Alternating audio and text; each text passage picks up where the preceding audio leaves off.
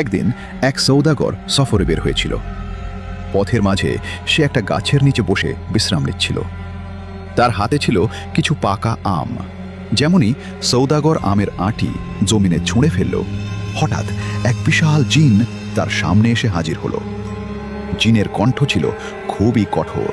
সে বলল, তোমার এই কাজ আমার ছেলের মৃত্যু ঘটিয়েছে। তুমি যে আমের আঁটি ছুঁড়ে ফেলেছে সেটা সোজা আমার ছেলের গায়ে লেগেছে, আর সে মারা গেছে। এখন তোমাকে এর শাস্তি পেতে হবে। এ কথা শুনে সৌদাগরের বুক কেঁপে উঠল। সে কিছু সময় স্তব্ধ হয়ে দাঁড়িয়ে রইল। সে বুঝতেই পারেনি যে একটা ছোট্ট ভুল তাকে এমন বিপদের মধ্যে ফেলে দেবে। সে দ্রুত বলল, আমি জানতাম না এখানে কেউ আছে। আমি ইচ্ছে করে কিছু করিনি। আমার নিয়ত কাউকে কষ্ট দেওয়ার ছিল না। জিন বলল, নিয়তের বিচার পরে হয়, বিচার করা হয় কাজের ওপর, আর তোমার কাজ আমার ছেলের মৃত্যুর কারণ হয়েছে।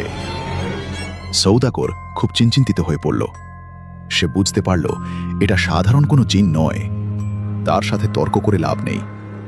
তখন সে নিজেকে সামলে বলল, আমি একজন সৌদাগর। আমার উপর অনেক মানুষের হক আছে, আমানত আছে। কিছু ওয়াদা এখনো পূরণ করা বাকি। যদি আজ আমাকে শাস্তি দেওয়া হয় তাহলে অনেক মানুষ ক্ষতিগ্রস্ত হবে। জিন বলল, এসব আমার কাছে কোনো মূল্য রাখে না। তখন সৌদাগর দ্রুত বলল, আপনি যদি আমাকে শুধু 1 মাস সময় দেন তাহলে আমি প্রতিজ্ঞা করছি 1 মাস পরে ঠিক এই জায়গায় ফিরে আসব।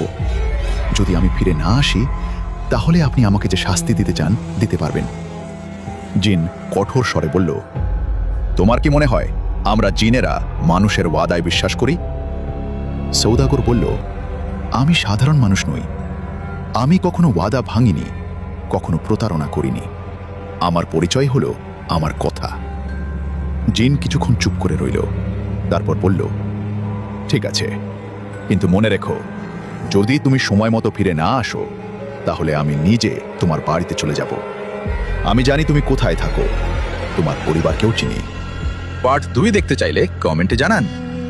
1000 কমেন্ট পূরণ হলেই আমরা পার্ট 2 আপলোড দেব।